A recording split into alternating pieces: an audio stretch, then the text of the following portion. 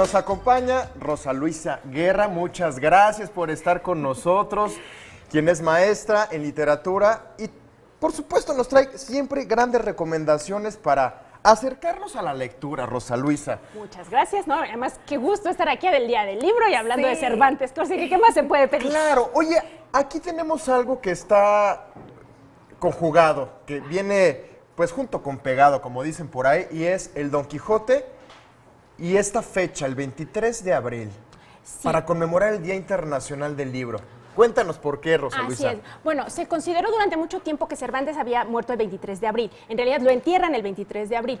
Y coincidentemente se dice que Shakespeare muere el mismo día, el 23 de abril, los dos de 1616. Y además muere Garcilaso de la Vega.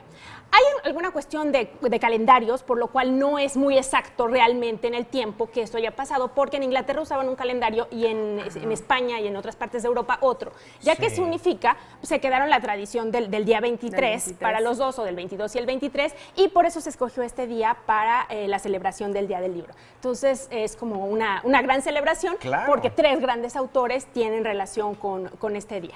Oye, y cuéntanos, ya hablando justo de Cervantes, del Quijote, ¿por qué tenemos que leer el Quijote? Bueno, sí, a mí el tenemos con el libro, luego causa mucho más estropicio, diría el Quijote, que beneficio. Porque, bueno, muchas veces nos pasa con los clásicos que nos espantan. Y vemos la obligación. En realidad yo creo que hay que leer por gusto y hay muchas maneras de abordar el Quijote. Pero ¿por qué leerlo? En primer lugar, porque es una gran obra y además es una obra muy divertida. A veces pensamos que es un libro de caballería, pero Cervantes lo que hace precisamente es lo contrario, es burlarse de los libros de caballería.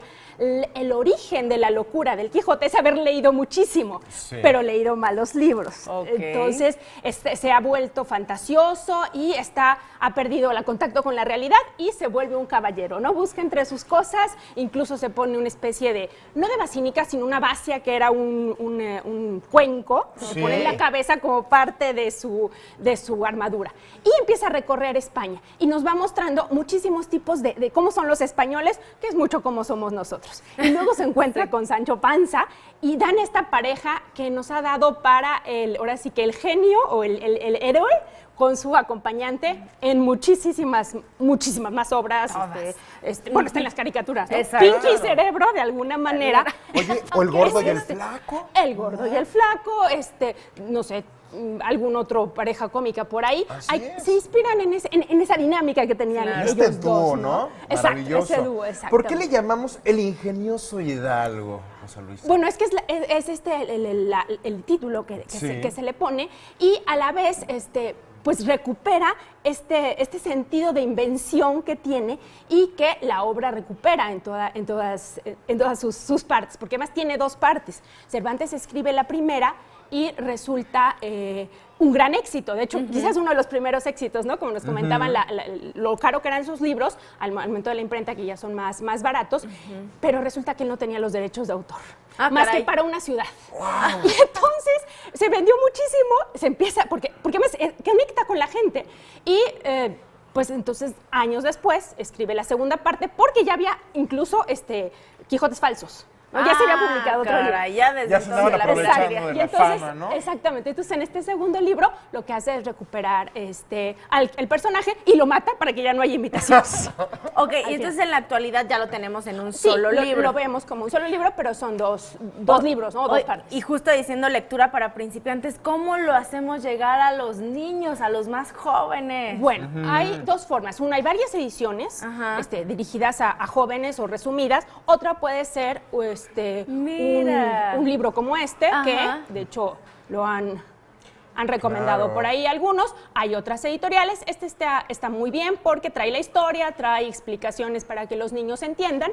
Otra forma puede ser no leer completo, así de entrada, el Quijote. Yo recomendaría leer los primeros 5 capítulos, que es la primera salida del Quijote, y el capítulo 8, que es el famosísimo de los molinos, ¿no? Que es como icónico, como que todos lo ubicamos, y puede ser una buena manera de introducirnos al libro, y ya si nos enganchamos, seguro nos echamos hasta la segunda parte.